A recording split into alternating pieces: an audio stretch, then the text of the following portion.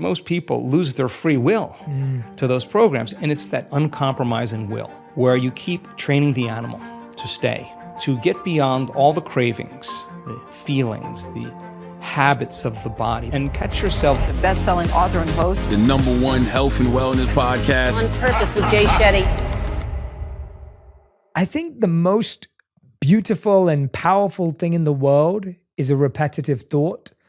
But sometimes the most dangerous thing in the world is a repetitive thought. Absolutely. And we think about the most beautiful things we create is because we're obsessed with this new idea and this new thought that we want to build something. But at the same time, we know countless people who they have a thought every day that says, I'm unlovable, I'm unworthy, I don't deserve love in my life.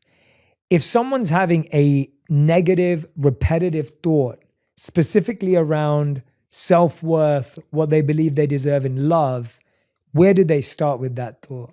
Well, we think primarily 90% of the time we think the same thoughts as we thought the day before. The challenge with that is the thought that you keep thinking over and over again becomes a belief. And nerve cells that fire together wire together. So the more nerve cells fire, the more they develop long-term relationships and the more hardwired they become. The more hardwired they become, the more automatic they are. The more automatic they are, the more unconscious they become. So the process of change really requires becoming conscious of your unconscious thoughts, which means just because you have that thought doesn't necessarily mean it's the truth. If you have that thought and you accept it, you believe it, you surrender to it without analyzing it, that thought will lead to the same choice, which will lead to the same behavior, which will create the same experience, which then will produce the same emotion. The same emotions then drive our very same thoughts. In time, our biology, our neurocircuitry, our neurochemistry, our hormones, and even our gene expression stays the same because we're the same.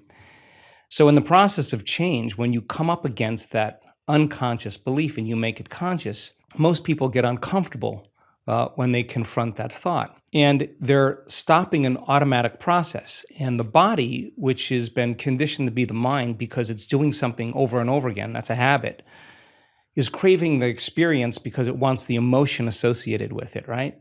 So the thought of being unworthy produces the feeling of being unworthy. That feeling then, when the person feels unworthy, tends to cause the person to think more unworthy thoughts.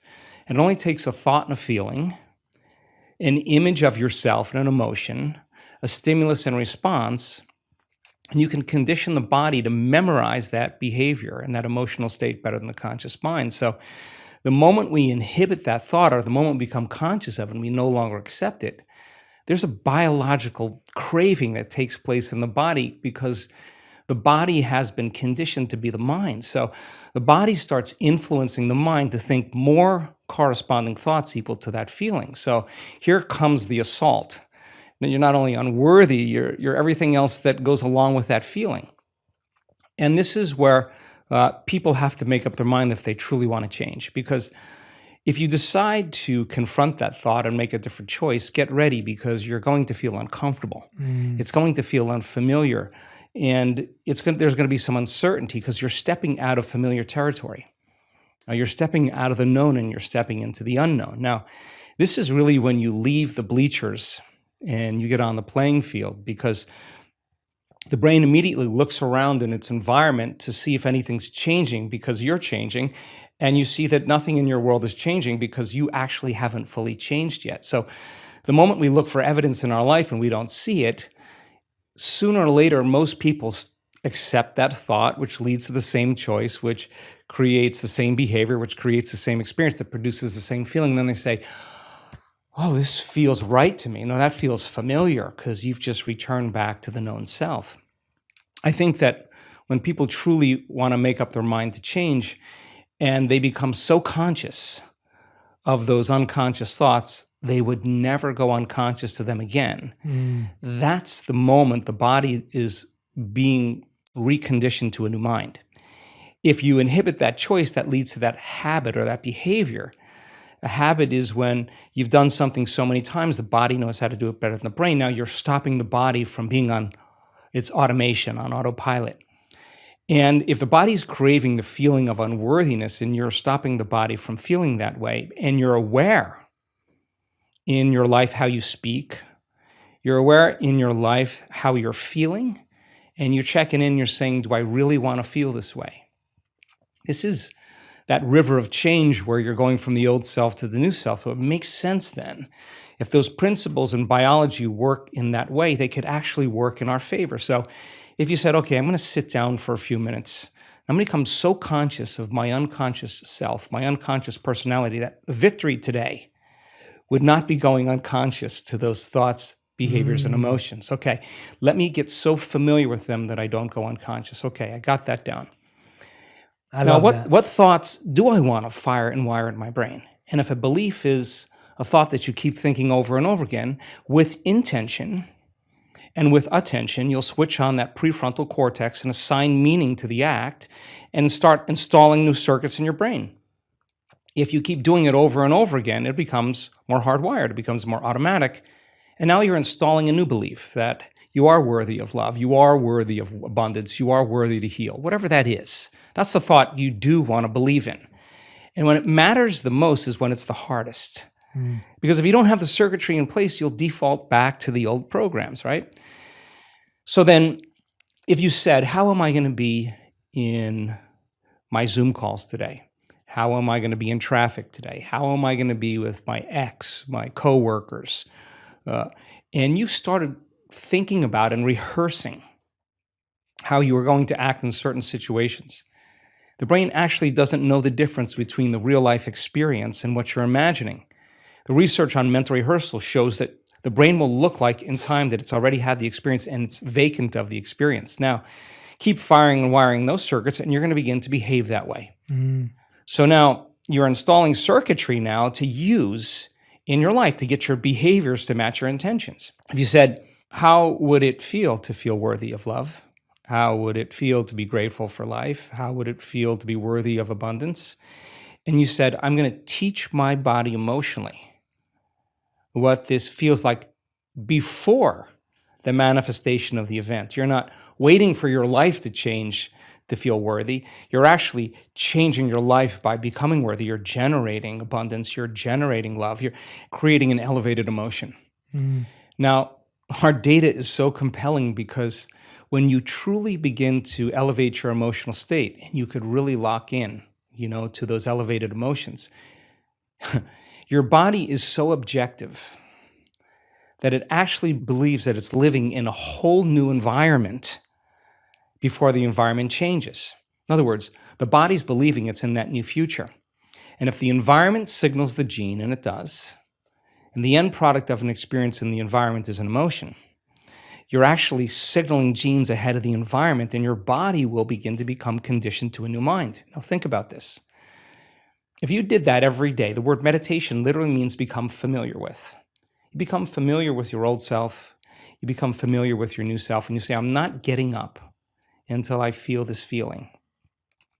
And then you'd say, I want to be able to bring this feeling up whenever I want. I'm going to keep remembering this feeling over and over again. It only takes a thought and a feeling, an image of the future and emotion, a stimulus and response, that you can condition your body to believe it's living in a whole new life. And when you feel the emotions of your future, something amazing happens. You're no longer in lack or separation, so you're no longer looking for the event to take away that feeling of lack or separation. Your body's actually believing it's in the event. And so then you're not looking for it. You feel like it's already happened. Get ready, because that's when your life begins to change.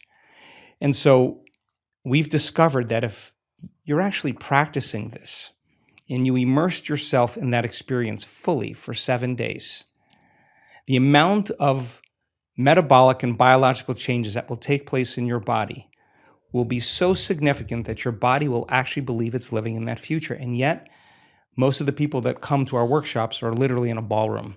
There's nothing really exciting happening in the environment, but their body's believing they're living in a whole new life.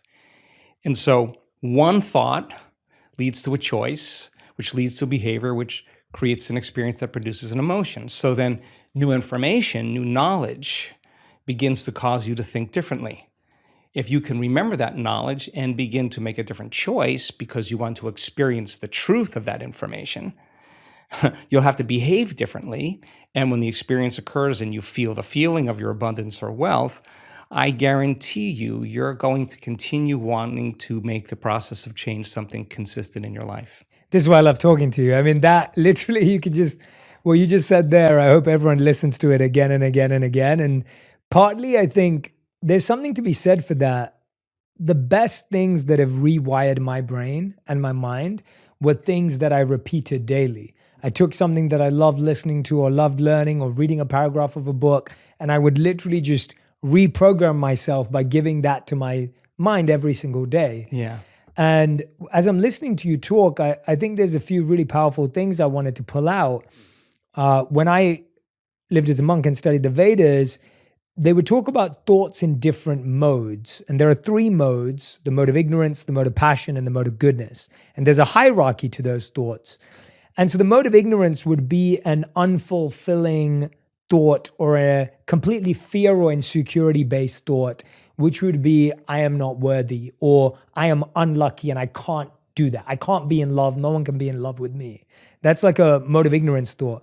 A mode of passion thought would be, I can be in love with anyone I want and I can find anything. And it's almost like you're lying to yourself and you haven't really applied what you're saying, and it's just this big, bold statement, but it doesn't quite sit and resonate.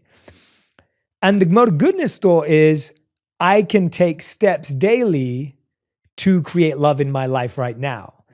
And you start to see how people would often look at what we're saying and they think, oh, it's just positive thinking. It isn't. It's not just a false statement. What you're saying is two words you used, intention and attention. You're actually being conscious about where that intention and the attention is being placed. You're intending that if I do something every day and I place my attention on X, Y, Z, then I can create this new reality for myself. Whenever I have a tough conversation coming up, a tough meeting, something difficult, I'll rehearse it in my head. And you're so right that you can prepare for the future. Even when I do skydiving or if I'm sitting in a cold plunge, I'm preparing my mind before I even do it. There's no point of just jumping in and diving in. I think what's really interesting is that partly a lot of the anxiety and stress we feel is because we kind of hope that we'll never feel anxiety and stress again. So there's a sense of like, okay, I can get to a place where I never experience anxiety. I almost think that sets us up to be more hurt by the anxiety and inevitable uncertainty we'll feel. I would love to hear your thoughts. Gosh, I would love to respond. I got 3 thoughts going on at the same time. Do it. So to fulfill the first part of that question, it's an experiment, right? It's an experiment. Life is an experiment. So if your personality creates your personal reality, and your personality is made up of how you think, how you act, and how you feel, if you keep thinking the same way, you keep acting the same way, you keep feeling the same way, your life is going to stay the same because you're the same. So the experiment is, okay, let me begin to think differently. So I got to remind myself how I do want to think, and I have to remind myself of how I no longer want to think, so I don't default and go unconscious.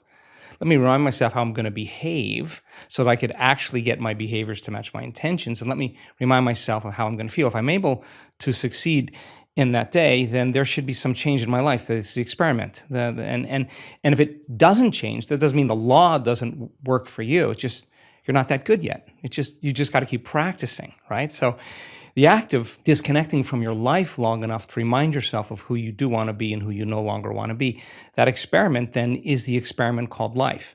Now, it's not that you react. The question is, how long are you going to react? Mm-hmm. That's the real question. Because, I react all the time. Everybody does. But if you're going to stay there and you're going to live in that emotional state, you will see life through that lens of that emotion, right? So now, it gets complicated because the stronger the emotion you feel towards certain people or problems in your life, the more you pay attention to them. And where you place your attention is where you place your energy. So from a purely biological as well as quantum state, we could say then you're using that person or that circumstance to reaffirm your dependence on feeling that emotion. So you have to hate your enemy. And if your enemy dies, you'll find another person to hate because that is the response, right? So the body is the animal. It's been conditioned a certain way, and if it's been doing something and feeling something for an extended period of time, there's modification of its receptor sites. It's needing those emotional states. So in the process of change, just be ready because you're going to feel uncomfortable a lot of the time. Now, the question is, do you want to stay there? So then most people think they don't have any control over their emotional state. They think, I'm just this way and I feel this way. Well, we actually can show people that that's not the truth, that when it's the hardest, it matters the most. And if you're able to really work and train your body like you're training an animal to stop feeling one way and start feeling another way, if you believe that you're an eternal being, let's just say that, just most religions talk about we're eternal. Most sects of thought, there are only a few that don't. Whether you're going to heaven or hell or nirvana or on the wheel, you're pretty much going to be around for a long time. That moment matters so much in the light of eternity because that's the moment you make up your mind to no longer be defined by your past.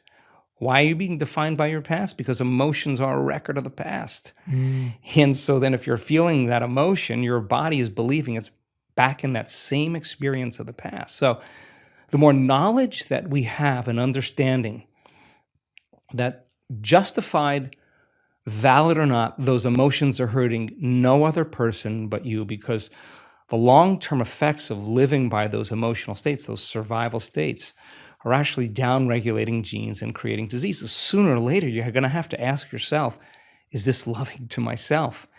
And forgiveness is just when you overcome the emotion, you take your attention off that person or that problem, and you're freeing yourself and you're freeing them.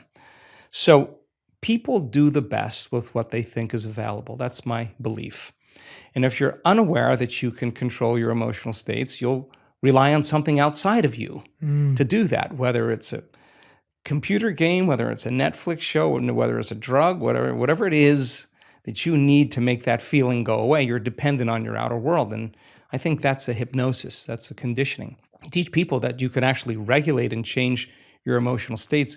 You give them the tools to literally step into a new future. So that process, of course, is extremely uncomfortable. And the question is, how long are you going to stay in that emotional state? And 50% of the story that most people tell about that past experience isn't even the truth. Because they're making things up, and they're doing that so that they can justify why they haven't changed since some past event. Most people reach a point in their life where they reach crisis or disease or diagnosis or loss or betrayal where they finally go, gosh, it's time to change. I think change is an ongoing process, and the more we change, the more we should see evidence in our life. That makes it exciting. Yeah, and I think you're right that I've thought about this for a while, that I feel most people know that they want to change, and most people know what they want to change, but they still struggle to make a change. And so I found that we don't often have a values crisis, we have a habits crisis, because people don't know how to reprogram their habits, and they've started to assume that the way they feel is who they are.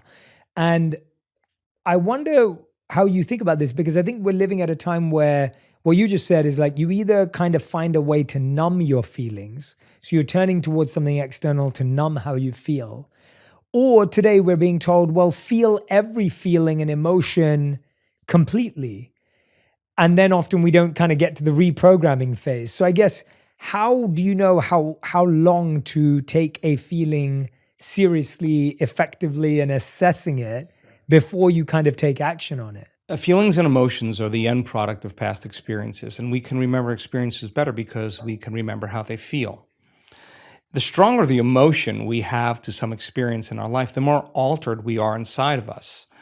The more the brain freezes a frame and takes a snapshot, and that's called a long-term memory. That image is being bossed neurologically in the brain. So then what most people don't know is that every time they remember that event, that trauma, that betrayal, that loss, whatever it is, they're producing the same chemistry in their brain and body as if the event is occurring. So what happens over time is that conditioning process conditions the body to literally live in the past. So if a person is living by the same familiar feeling every single day, whether it's guilt or unworthiness or pain or suffering or victimization or depression or whatever it is, it's so important for them to come right up against that emotional state because they're coming up against the known.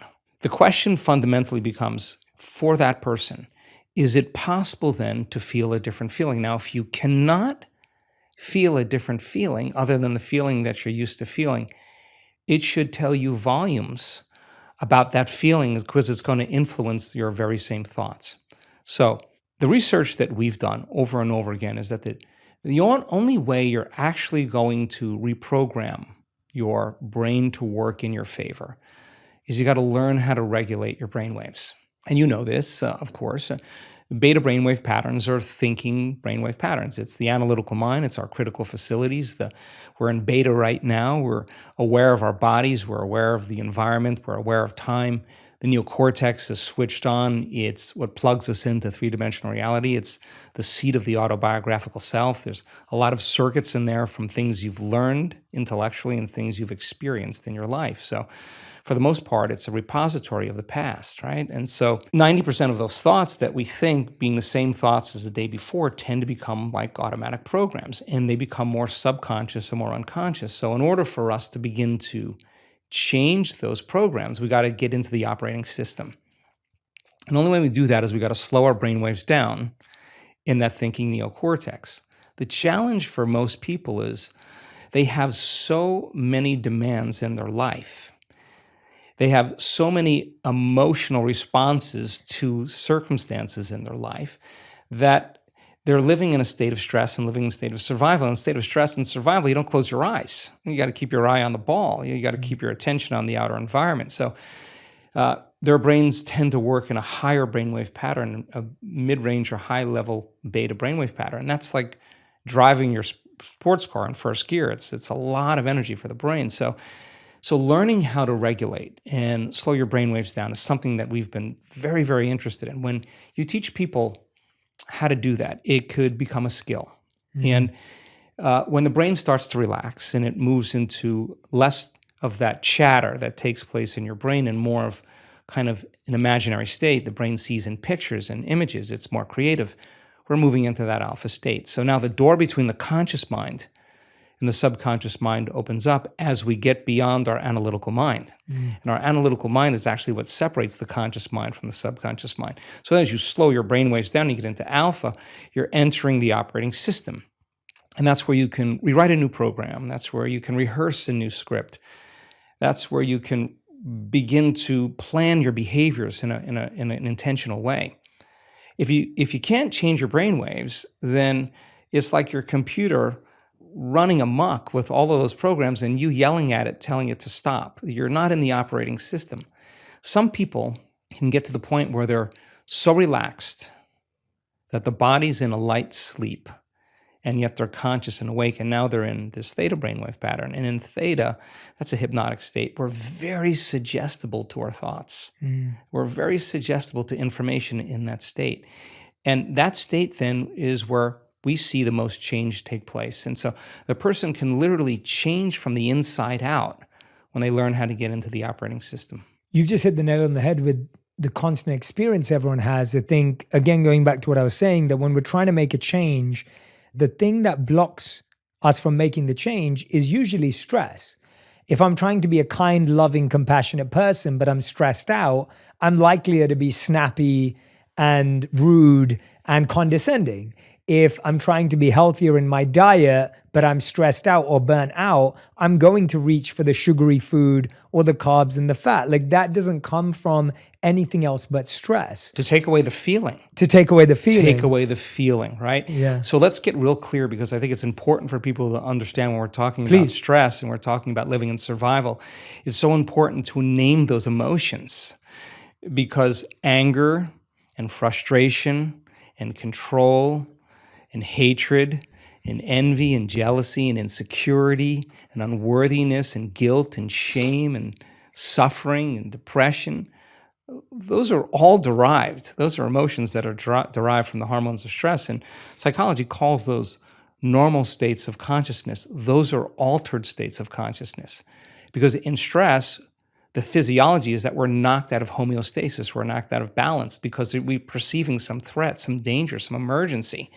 And so the stronger the emotion you feel to whatever stressor there is in your life, the more you pay attention to it. And so in time, then, you have to keep your attention on all the important elements in your life. So you sit down to do a meditation.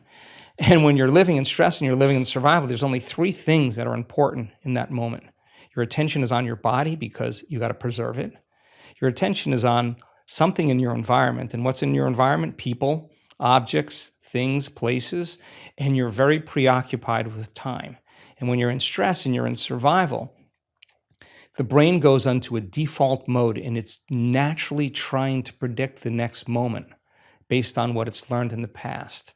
And so as you always try to forecast the future based on your memory of the past, you can't be in the present moment, right? So, and yet our model of change, what we discovered is that the only way a person can change is when they get beyond their body, they get beyond all the elements of their environment, and they get beyond that predictable fusion of familiar past, and they sink into the present moment, which is the unknown.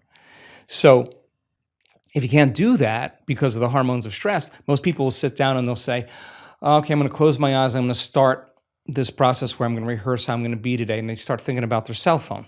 They start thinking about all their emails. And they start thinking, I can't meditate. There's something wrong with me. It's my mother's fault. And they actually believe that thought to be the truth. And then they get up and they actually reaffirm it and they say, I can't meditate. Now, I can tell you that if you are willing to see that thought as just a thought in your brain and you're curious what's on the other side of that thought, yeah, you're going to feel uncomfortable. But if you had some tools and skills to apply and you were able to take your attention off your cell phone and settle your body back down into the present moment, that would be a victory. And then your body would say, come on, you got to feel a little frustration now. You got to be impatient. You got to be judgmental. Come on, that's what you always think. That's how you always feel. And you, like an animal, you settle the body back down into the present moment and you tell it it's no longer the mind, that you're the mind. That's a victory. Then the body says, hey, dude, you're super busy. You got a lot of things to do. You got a lot of people to see. You got a lot of places to go. You got a lot of things to do. And you've been doing the same thing every day. Your body's going to want to get up and do something. You're going to want to quit because your brain's telling you that you can't do this. If you had the awareness to settle the body back down into the present moment, you would be executing a will that's greater than the program, because most people lose their free will to those programs. And it's that tedium in the beginning that is an uncompromising will, where you keep training the animal to stay, to take all of its attention off the environment, to get beyond all the cravings, the feelings, the habits of the body, the drives of the body, and catch yourself defaulting to that predictable future, bringing your body back into the present moment, siphoning energy back, your attention into the past based on those familiar emotions of the past. We've discovered that if you're willing to do that for just a few days, you could actually liberate an enormous amount of energy from your body. You go from particle to wave, from matter to energy, and you're literally transmuting those limited emotions into elevated emotions, and something really beautiful happens if you're willing to fire the crucible and sit through that long enough.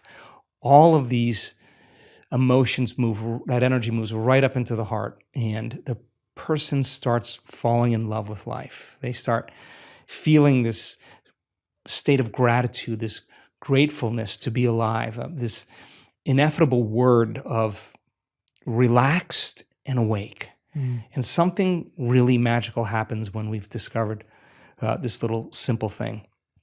When that energy makes it to the heart, there's only one place it wants to go, and it goes straight to the brain. So the person starts relaxing into their heart when they feel this feeling, and the more they relax into the heart, the more their brain all of a sudden starts becoming aroused. And they start going into these elevated gamma brainwave patterns. Now, gamma is not unconscious. Gamma is actually super conscious. It's actually super aware. You're outside the program now. So when that occurs and the brain goes into gamma brainwave patterns, what we discovered is it's not a little gamma. It's not a lot of gamma. It's not a whole lot of gamma. It's a supernatural amount of gamma. And we start seeing these brainwaves where we see theta start carrying alpha, and alpha starts resonating with beta, and beta starts creating high beta, and high beta starts creating gamma. And you see these standing waves of brain coherence happening. And the person feels so amazing that they don't want the moment to end. And so we see when they put their attention on their heart, like filling a gas tank, we see on the gauge of on the scan, this very low frequency start rising in the heart. The energy that's the heart uses to function actually goes up because they're placing their attention there. And where they place their attention is where they place their energy. And then you see the parasympathetic nervous system come up with it. That's the nervous system of relaxation. And then we see it kind of drop. And we see the sympathetic nervous system starting to go up. And now sympathetic regulation is an arousal, right? But the arousal isn't fear. The arousal isn't hatred or aggression. The arousal isn't pain. That's the arousal created from survival. There's only one other arousal, and that's ecstasy. That's bliss. And the person all of a sudden feels connected to something greater. Now, here's the beauty. We can see people do this in 15 minutes. The most important takeaway around all of this is that feeling that they're feeling is not coming from anywhere outside of them. No person's doing that. No wardrobe change is doing that. No sports car, no football game. Nothing is doing it to them. It's actually coming from within. That is the moment they stop looking for it outside of them, and the love affair begins. And so when we start feeling these elevated emotions, these more selfless emotions, it's not like you have to try to forgive. It actually is the side effect of you changing your emotional state. You no longer want because you feel so whole. How could you want anything? So we started interviewing people when they had these moments, and they had such an incredible amount of love that they felt. We measured their oxytocin levels, their love chemicals are very elevated. The amount of gamma in terms of coherence was 200, 300, 400 standard deviations outside of normal in coherent gamma. Now, 3 standard deviations outside of normal in gamma is about 2% of the population. 200, 300, 400, a lot of energy in the brain. So the brain all of a sudden is receiving an enormous amount of energy. So we've discovered relaxed in the heart and awake in the brain. And that process of transformation is your willingness to sit past that thought, past that emotion, and keep training the animal. And sooner or later, you can recondition it to a new mind. And the system for this new mind and this journey that you're talking about is meditation. Like, this is coming through a meditative practice. Is that similar to the breathwork meditation practice that you just did research on, or is that totally separate? Are these wow. Okay. two? Yeah. Yes. So our week-long events are a full immersion experience. We've done the largest studies on meditation that have ever been done, just because we have a community of 1,800 people that come to an event that are going to be getting up at the same time, doing the same thing, pretty much eating, making the same food choices, in pretty much a big laboratory, right? And so our discoveries in working with 1,800 people in measuring brain waves, their brain function before and after the event, measuring their gene expression before and after the event. We're measuring 2,882 metabolites in their blood. We're measuring DNA expression. We're measuring urine. We're measuring saliva. We're measuring the energy of the room. We're measuring everything. And meditation, in a sense that it's not in the traditional way. What we do is we look at what really works. We're actually looking to say, well, that's something that we can actually see a change in. So we teach meditation 3 ways: to become familiar with your old self and to become familiar with your new self. That's what the word meditation means, familiarization, to become familiar with. So we use that model for change. To slow your brain waves down and get beyond your analytical mind is meditation. And you teach your body how to do that. And we've discovered a formula that simply makes it very easy for people to do it. You practice it, you'll get good at it, just like anything else you practice. So to get beyond the analytical mind is another way to reprogram ourselves. And then meditation is really about getting beyond your body or disconnecting from your body, disconnecting from your environment, and forgetting about time. And that is that eye of the needle where we begin to make the most significant changes. So we're data driven. We're really looking to see what it is. And when we see brains respond in the same way, it helps me enormously to teach the material better. And so the more people understand what they're doing and the more they understand why they're doing it, the more naturally the how becomes easier. And nothing is left to conjecture. If nothing is left to superstition or dogma or even spiritual, traditional words, use science as the contemporary language to demystify that process. You need to give people numerous times to overcome themselves and numerous times to connect. Sooner or later, you'll start watching transformation right before your eyes. And so one of the cool things that we've discovered is that we have so much compelling data to suggest that you're greater than you think, more powerful than you know, more unlimited than you could ever dream. We have compelling data to suggest that your nervous system is the greatest pharmacist in the world, that it makes drugs that work better than any drug in a drugstore. A drug study is about 18 to 25% cause and effect, causality. Our data is between 75 and 85% cause and effect. This is a person creating their own pharmacy of anti-inflammatories, their own pharmacy of anti-carcinogenic chemicals, their own pharmacy of pain relievers. Who are seeing this over and over again. So we have this incredible data that says that this is no longer pseudoscience. This is really science. The side effect of a person's transformation has changed my belief in what's possible. I have seen people stand on the stage with stage 4 cancers that were in every single organ in their body that metastasized, and they have no sign of cancer in their body.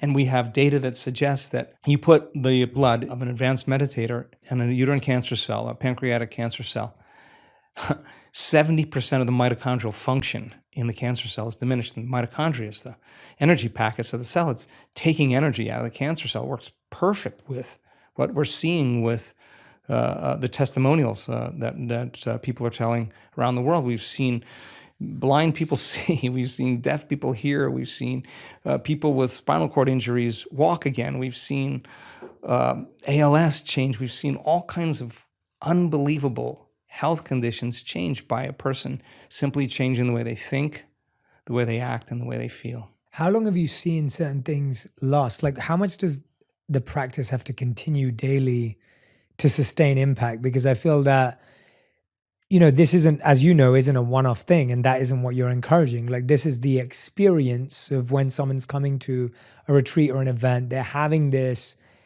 incredible experience, but then do you measure how people continue to practice? Yeah, it's important. Yeah, it's super important for us. And of course, we have mounds of data, but let's see if I can say this as clear as I possibly can. When a person has that arousal, where they're feeling that elevated emotion, and their eyes are closed, they're in a room with 1,800 people. There's music playing in the background. They're not eating, they're not smelling, they're not tasting, they're not moving about and feeling. On some level, they're having an inner experience, right? And the body is so objective that it's literally believing it's living in a new environment. And so that elevated emotion somehow tends to drag the body right out of the past into the present moment. So many people with everything from eczema to muscular dystrophy, when they have those events, there's a biological change that takes place in their body where they feel completely differently. Now, some people heal all the way. Some people are out of their wheelchair and they're walking again, but they're limping. And that doesn't mean it's over. It just means they made contact or they hit gold. And so there's varying degrees that we see. We've seen people for 7 years work on a terminal health condition. It took them 7 years to heal that health condition. Some people it takes 2 years, 3 years. Some people, they do it in 3 months. There's no predictable menu that we can say it's this way. Now, when people have those more profoundly aroused states, it seems like their change is much more immediate and much more permanent. But for the most part, we see people's response pretty dramatic. Now, it's also important to say that we have seen people heal from terminal cancers, stop feeling those elevated emotions and return to responding to the circumstances and conditions in their life and return back to the same personality. The same personality is the same personal reality. And their body's believing it's living in that same environment, and they're feeling the same way, and they're in the habit of acting the same way and thinking the same way. And lo and behold, the condition returns. We've seen people heal themselves of Parkinson's disease more than once, have one response to some very serious event in their life that produced a very strong emotion. And in 1 hour, their condition returned because they literally went back to their old self. And we've seen that person turn around and reverse the condition again. Again, people do the best with what they think is available. The person standing on the stage, we've had numerous physicians and researchers stand on the stage, they're the 4-minute mile. They're telling the community, I'm the example of truth. This is no longer philosophy. This is no longer theory. Here's my scans. We had someone with bilateral breast cancer just recently. No evidence of cancer in her breasts or any lymph nodes, no longer in her liver. I'm looking out at the audience, and everybody's leaning in. There's the 4-minute mile, and that person's telling the truth, and they're telling a story, and it's not pretty. It's not always rosy. They went through a lot of dark nights. They went through a lot of their condition getting worse. But every day they had to show up for themselves. If they stopped showing up and doing the work, they would really not believe it was possible. But if they showed up and did the work, it means that they believe it's possible. And I think when you believe in possibility, you got to believe in yourself. When you believe in yourself, you got to believe in possibility. So it used to be a few examples of that. Now we have so many great testimonials, so many great stories that now people, it's becoming infectious, just like a virus or any bacteria becomes infectious. Now health and wellness becomes as infectious as disease. And you get a community of people starting to break through, and you start seeing these changes where people stand on the stage. Invariably, you're going to see a very strong shift in consciousness, and consciousness is awareness. And if you're unaware that you could actually heal yourself, you'll make the same choice. Once you see it, I think it starts creating a brush fire, and that's really the exciting part. So we're seeing so many great testimonials that are undeniably great stories of transformation. And many of those people still no longer have their eczema, still no longer have their Parkinson's, still no longer have their cancer. Yeah, since the last time we spoke, I know your team of researchers went and did some work. I wanted to ask you some questions about this. You did some research on the impact of 1-minute breath work. How does this impact our heart rate variability, and how does HRV impact our anxiety? Let's talk about heart rate variability, because it's an important thing. So your brain is trying to control and predict everything that's taking place in your life, because stress is actually created when you can't predict something, you can't control something, or you have the perception that something's going to get worse, okay? So you switch on that primitive nervous system, the fight or flight nervous system, and as you shift your attention from one person to another thing, to another place, to another problem, every one of those different elements has a neurological network in your brain. So the arousal of the hormones to say, pay attention, there's danger. As you start shifting your attention to each one of these elements that have neurological networks in your brain starts firing very incoherently. And in fact, you could actually, by thinking about your problems, turn on the stress response just by thought alone. And that's what most people do. So now there you are, you're sitting in traffic. The heart is pumping because it's trying to get blood to the extremities, because a primitive system switching on saying that there's a predator, there's danger. And the heart is beating against closed arteries.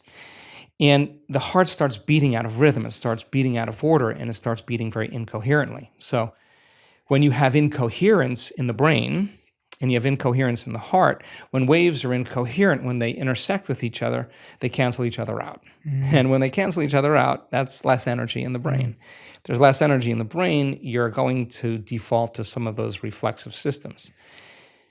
If energy is diminished in the heart, you're not going to trust. You're not going to be vulnerable. You're not going to want to commune. You're not going to want to connect.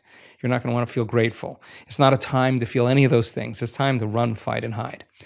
Okay, so most people say, okay, well, I had a stressful day. I was stressed out the entire day. And at the end of the day, they turn on the TV and they relax.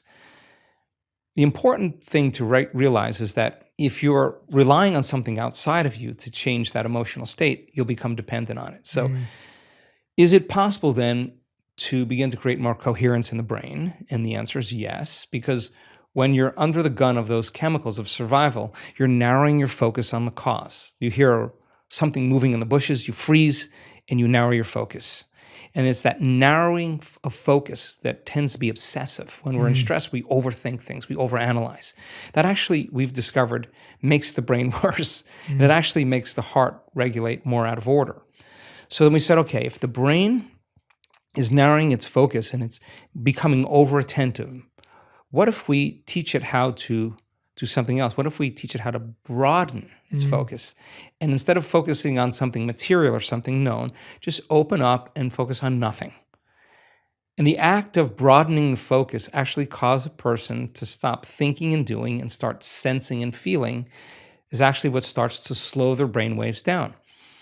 The redundancy of shifting your attention from one person to another problem, to another thing, causes the brain to fire like a lightning storm in the clouds very incoherently. So as you start to open your awareness and sense nothing, we've seen this thousands of times, those different networks that are firing out of order start to synchronize. And what syncs in the brain links in the brain, and the brain becomes more orderly. It starts to become more coherent. If you could learn how to rest your attention in your heart, and where you place your attention is where you place your energy, regulate your breath, start slowing your breathing down, even if you did it for 1 minute, you could actually begin to change your brain waves, and you could actually cause your heart to start functioning in more regulation and more order. If you said, okay, I'm going to work with my body, and I'm going to start breathing, and I'm going to start feeling emotions that I do want to feel. Yes, it may take you a few minutes to get there, but if you keep practicing it over and over again, the heart starts producing a very profound signal. It starts to produce an external magnetic field. It's measurable. So now you have a coherent brain, which means you can get very intentional. And you have a coherent heart, which means you can feel the emotions of your future before it happens. Somehow you have this broadcasting of this Wi-Fi signal.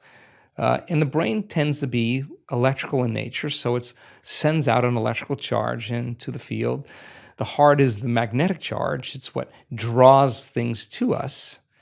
It's the magnetic field. And now you actually, by changing the way you think and the way you feel, you're changing the signal in the field. And if you're able to maintain that state for an extended period of time, I say something magical is going to happen in your life. Something unusual, some unknown experience is going to occur. If you keep thinking the same way and feeling the same way, your life should stay the same. So we do 1 minute practices, we do 5 minute practices, we do 30-minute practices. We want to get so good at doing it with our eyes closed that we can do it with our eyes open. Yeah, no, when I hear that, like I've had personal, genuine experience of that, where I've done that when I'm having a moment where I'm feeling anxious or I'm feeling stressed or, you know, something unpredictable has happened and I feel that change in my heart rate. And I notice my breathing change. I notice it become more shallow. I notice it become more random. I know that when I'm practicing breath work, I'm able to come back to stillness. I'm able to come back to that sense of balance. And then I'm able to actually approach the issue at hand with more clarity, with more connectedness and a feeling of confidence. But when someone else who may not have had that experience yet or may not be trained in that, they're just thinking, well, how do I solve the problem, right? Like they're listening to me and you going, well, but I can't because I need to solve this problem. Like you're saying, like, oh, I'm going to be 30 minutes late for a job interview, or I just had an argument with my partner this morning and I've got a big presentation this morning as well at work. Now I'm stressed about it because I'm thinking about that. Or my kid just I had to rush him to hospital and now I'm late. Like, I guess when you're looking at it from a very human point of view, it's really hard to understand the value in this. What do you say to anyone who's thinking and feeling that way? No, I think it's a reasonable conversation. I mean, sometimes we have to be super aroused. And sometimes we really have to pay attention. And sometimes there are threats and dangers where that primitive nervous system actually works in our favor. And that's the emergency system. But you got to also realize that you only have a certain amount of energy. And if you're living in emergency mode for an extended period of time, there's no energy for growth and repair. There's no energy for long-term building projects. And so when it's needed and you have to outrun the predator, you go. Yeah. You don't sit and try to make friends with the predator. We're not that good. You run, right? Yeah. The problem is if you keep that alarm system switched on all the time, it gets very addictive. It's a great answer. Yeah. It gets very addictive, right? And so I've looked at people's brain scans and watched their brain get worse in the early days and tap them on the head and say, what were you doing in there? 100% of the time, they were analyzing the problems in their life within that disturbing emotion. And if an emotion is a record of the past and they can't think greater than how they feel, they're thinking in the past, there's no solution there. Cross the river, get beyond the emotion, and you'll see possibility because you're no longer in the box of that emotional state. Now, that's so much easier said than done because you're going against thousands of years of programming of living in survival. I mean, 200 years ago, it wasn't easy being human. I mean, we're in survival all the time. I mean, famine, every disease. I mean, it was hard to be human. And so we have to lay down the very thing we used our whole life to get what we want for something greater to occur. And it goes against thousands of years of programming. It's not something that you get good at doing once. You got to keep practicing. So you really have two ways to look at it. If you're living in stress and you're living in survival and that system is switched on, then everything will be a threat. Everything will be a danger. Everything will be a reason to rush, to be impatient, to be frustrated, to be judgmental, because that's the consciousness, that's the emotion we're living by. So now you have a problem with a coworker, you have a problem with your partner, whatever it is that you used as an example, and you have to give a presentation. Now you really have one of two choices. Either be victimized by those conditions in your life and you stay in that emotional state. And I'll say to you, Jay, why are you that way? Well, I'm this way because of this person, this circumstance. That person or circumstance is controlling the way I feel and the way I think. Anything that controls the way I feel and the way I think, I'm victim to, right? Okay. Or I actually can be a creator now. Okay. So when it's the hardest, it matters the most. Okay. So there's going to be a story, a valid story that's going to go along with those emotions that you're going to have to give up, that you can address at another time from a different state. If you're altered in that state and you say something, you do something, you write the email, you send the text, you'll always regret it. You'll always say, I should have never said that. I should have never done that. We got to learn that we're in an altered state at that time. So there's only one of two choices. You either stay there the whole day and tell everybody that story, or you say, okay, let me take a moment. Remember that this is the experiment called life. Okay, let me practice getting relaxed in my heart. Let me slow the animal down.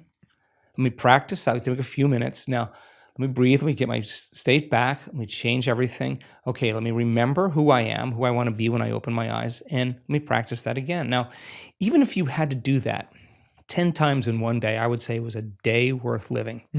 I would say it was a day worth living. And when we do walking meditations, in our retreats, we're doing walking meditations so you can practice doing it with your eyes open. Yes. Like if you're going to be relaxed in your heart and awake in your brain, and you can do it with your eyes closed, okay, let's take it out for a test drive. Let me open my eyes. Let me pay a little bit more attention to my inner world. Let me practice feeling this feeling. Let me practice feeling this way, and let my brain do what it does. Let me let me change my physiology. Let me change my state. Let me walk as the healed person. Let me walk as the abundant person. Let me walk as if my prayers are answered. Let me walk in this state. If I keep practicing that over and over, it's going to become a habit, right? Yeah. And so we hit it as many ways as we can. We have at least 7 or 8 different breaths that we do because we see how they all work in the brain. We have all kinds of meditations. We have sitting meditations. We have standing and walking meditations. We have laying down meditations because we want you to be able to do it with your eyes open, with your eyes closed, standing, walking any way you can so that you don't default and return back to that person. Now, if you do default, you didn't fail. That's a program. You just went unconscious. And how many times do we have to forget until we stop forgetting and start remembering? That's the moment of change.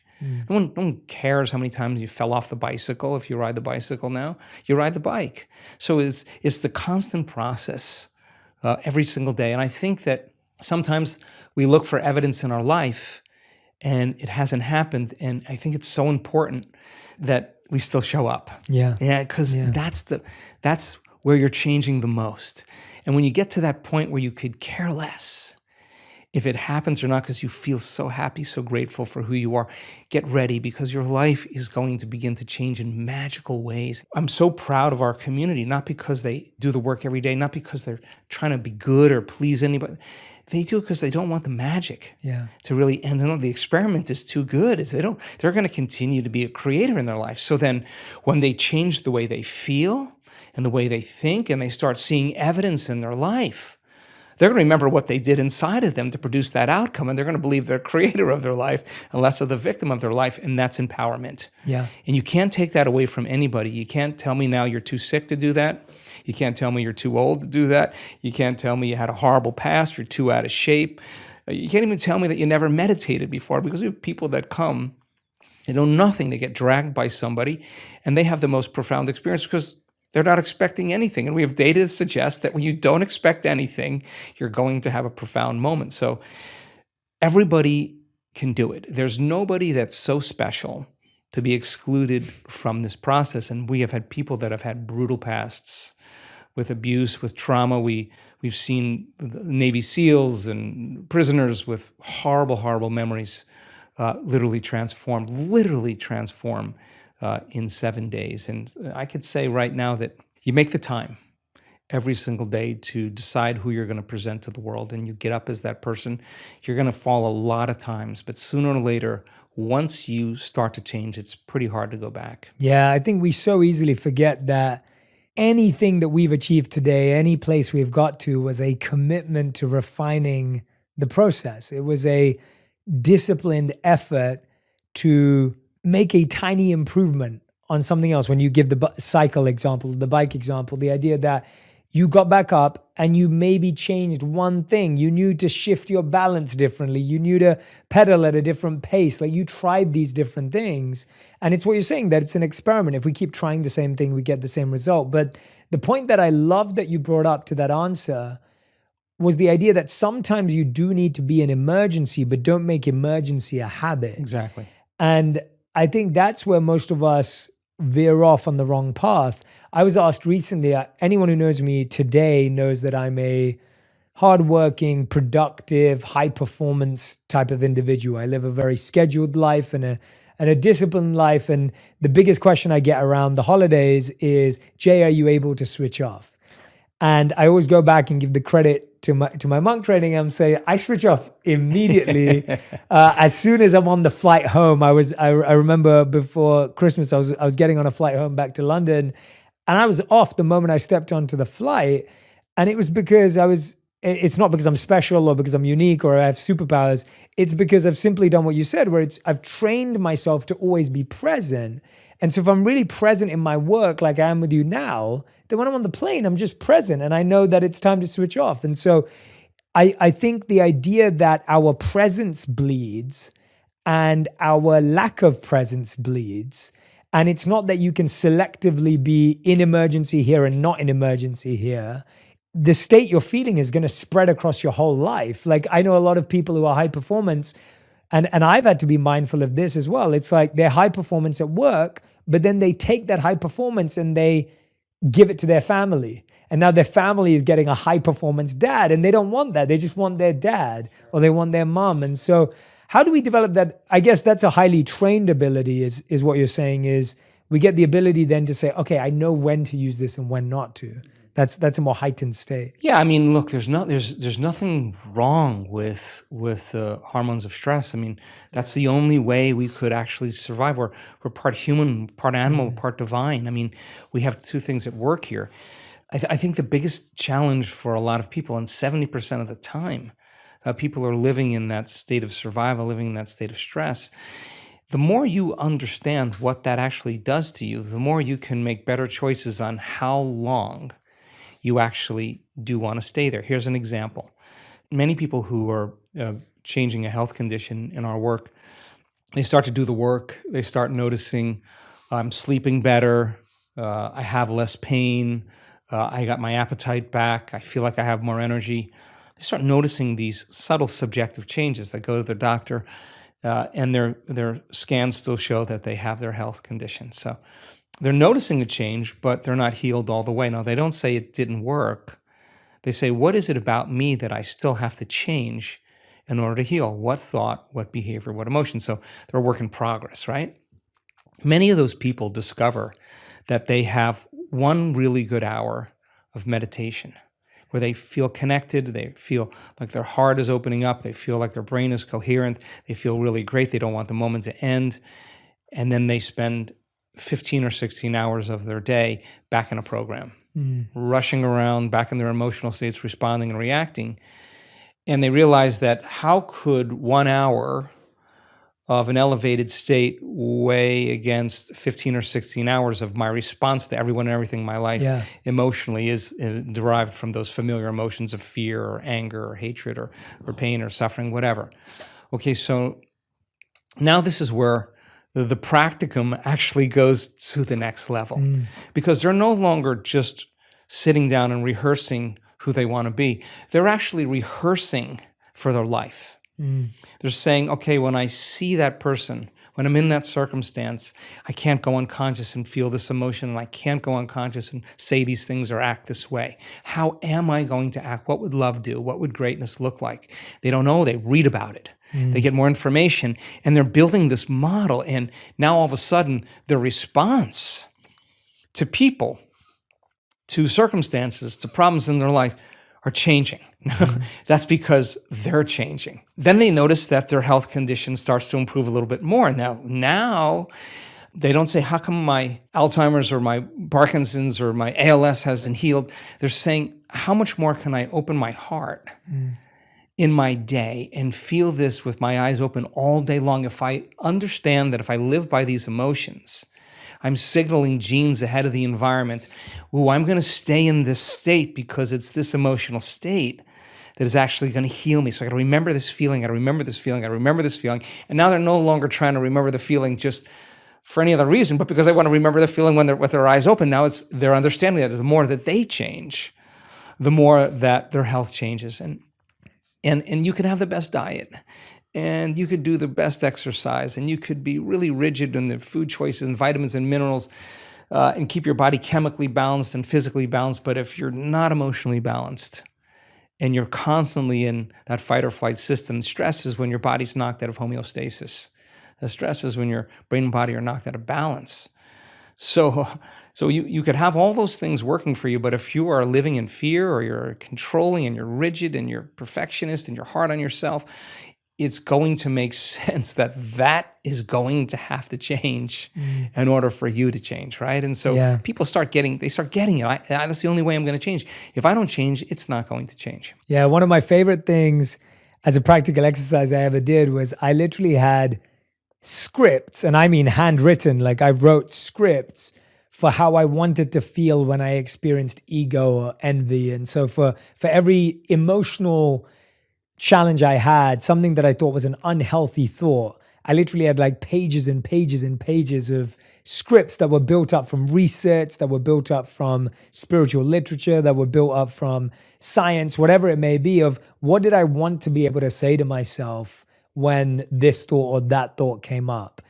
And it sounds so basic, but it really does rewire your thoughts when now all I can think of is that script. Sure. And I need to update that script regularly. Sure. That's a good point. Yeah. I mean, I'm constantly it's constantly. Yeah, it's not once. I'm constantly. I mean, 95% of who we are by the time of middle age is a set of unconscious thoughts, behaviors, and emotions. I mean, those are beliefs and perceptions that we have about ourselves and our lives. So, I mean, this is a never-ending process of self-discovery. I mean, there's always challenges that you'll have in your life that are going to initiate you into becoming conscious of what you're unconscious to.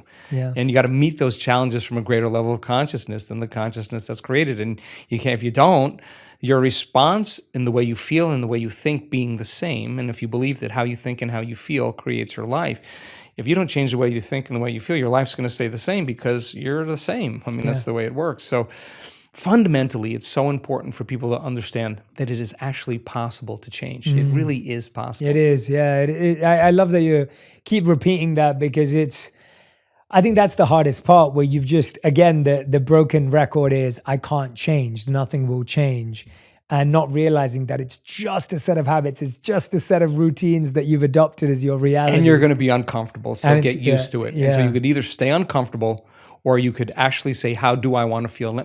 Instead of memorizing this emotion, let me memorize this emotion. Let me open my heart when it goes against everything that I've been taught and programmed to do. I mean, and that's really when it really begins to matter the most. So it's really an exciting time, and I'm so happy to see that people are wrapping their minds around all of this and doing it, doing it for themselves. Absolutely, absolutely. Have you found a difference, and I want to get a bit more technical here, have you found a difference between meditation with breath work and without breath work? Because I know you do both. And what do you find is the usefulness and benefits of either? So we do so many different types of breath for so many different types of reasons. The breath that we were talking about with Inspire, pulling the mind out of the body, we do that breath to take that creative life force that sits at the base of the spine, that energy that can create another life form. The energy we use to digest a meal, the energy that we use to run from a predator. We're taking all that energy that's stored in the body emotionally, and we're pulling that energy back up into the brain. If you practice this breath repeatedly, there will be a release of energy into the brain. We have the data to show that you're going to have a lot more energy in your brain. You're going to be way more coherent in your brain, and you're going to be more conscious, right? And so why is that important? Why? Because when you regulate your brain waves, we don't want you to fall asleep. We want you to actually be really relaxed and awake at the same time. So we do this one breath called pulling the mind out of the body. That's the Inspire series, where we're taking all that creative energy and we're with the breath, pulling that energy right up to a specific area of the brain. When you do that properly, your brain will go into an altered state. That's the reason why we do it. Then we do all kinds of other breathing, like breathing to change the heart rhythm. Sometimes when we're doing a laying down breath, when we're practicing getting into that mystical state, just when the audience is just starting to move into a slower brainwave state, we'll do a very forced inhalation, exhalation, over and over again, like a hiker's breath, only so that the person feels euphoric. And so euphoric that they don't want to fall asleep. And they'll move into a slower brainwave pattern, and the door between the conscious mind and the subconscious mind opens. And many times there's a mystical experience waiting for that person that's transcendental. So we do all kinds of different breathing techniques because we have different intentions behind each one of them. If people want to dive into those, where should they go if they want to kind of grab some of those techniques or get access? Are they only at the events? There's an online course that we offer called the Progressive Workshop. Great. In the Progressive Workshop, we teach a few of those breaths. And if you come to a week-long event, you'll have an opportunity to do all of them. And we start at 6 a.m, we finish at, I don't know, Cancun, the last one we did, I think we finished at 8 or 8:30 every night. It was just a great group of people. And we go 7 days, and some mornings are a little earlier, but you got a lot of practice. You got a lot of tools. So by the time you leave, you can use them in your life. Yeah, that's amazing. Yeah, for anyone who can't obviously get to the live events, then the online course will be helpful. But if you can, go along to one of them. And I think there's some good descriptions also in Becoming Supernatural, my last book, where we break it all down. And then there's some tutorials that we have on our website to help you with some of the breathing here. I love that. Joe, is there anything I haven't asked you about today, or anything that's on your mind and heart that you really want to share with everyone, or something you've been working on, or anything you feel compelled to share? Gosh, we covered a lot. We've covered a lot. We're doing some really cool research with random event generators, and random event generators are sophisticated coin tosses. The more you toss a coin, the more you're going to get 50-50 heads or tails, right? So this program machine generates about 1,000 tosses in a second. So you're looking at a very, very sophisticated machine. And if you run it for 30 minutes, you're going to see in time an equal number of ones or zeros or heads or tails, and you're going to see this straight line. When you get a group of people together with brain coherence and heart coherence, they're emitting a field. And When we do healings in our events, 100% of the time when we do those healings, those random event generators have dramatic skews to show that random events become less random and more intentional. And it's collective networks of observers that determine reality. And it's not the number of people, it's not the amount of energy, because it could be entropic. It's the most coherent energy. And we're causing a machine that's programmed to behave in a very, very different way. And I think that idea of community, of people coming together when everybody else is in fear, to show courage, when everybody else is in pain, to show compassion, when everybody else is in anger or hatred, to show love. I mean, I think by nature as human beings, I think we are wired to give, to connect, to commune, to take care of one another, to heal one another, to shine for one another. And our data is so exciting to actually support that theorem. Yeah, I love that you brought that up, and that's very macro and big as well, but also micro in that you're measuring people's daily experience. I think, when I think about families who live together, or couples or partners or whoever you may be, when you're sleeping together, when you're waking up together at the same time, when you're sitting for meals together, when,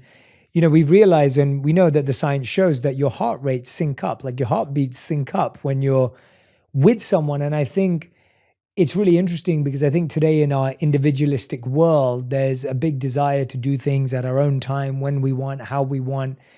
But if you're truly trying to build a relationship with someone else or build community, there's so much to be said for doing these basic practices at the same time together, right? It's really hard to be in community when you're in survival, because survival makes us put our attention on ourselves, right? And I think that when people are not living in survival, when they're out of survival, our nature really is community, is culture, is connection. And it starts with the self, then it starts with our closest relationships, and it builds out from there. And I think that's a healthy model, for the world. I mean, when you're working on yourself and I'm working on myself, and I'm okay with me and you're okay with you, we're going to be okay with everybody, And I think when we're not okay with ourselves, that's when it gets complicated. That's amazing. Everyone who's listening and watching, make sure you go and follow Joe across social media. We'll put the links to everything in the sections there so you can follow along. But I want to make sure that you share with me your greatest insights. Tag me and Joe on Instagram, on Twitter, on TikTok, whatever platform you're using. Let us know what you'll be practicing. I hope that there's parts of this conversation that you'll listen to again and again and again, because you have to realize that the first time you hear it, there may be some inspiration, there may be some insight, but the second time, that repetition is going to help you actually apply, rewire, and reconfigure. So make sure you repeat, listen, and make sure you share this with a friend as well so you can discuss it, talk about it, put it into your own language and your vocabulary. That's such an important part of putting this into practice as well. Joe, as ever, thank you so much for making the time and effort. I know that you've always got unpredictable things happening in your life like this morning, but you chose to be here. And thank you so much for being here. I really appreciate it. Thank you, Jay. Thank you for having me. Thank you.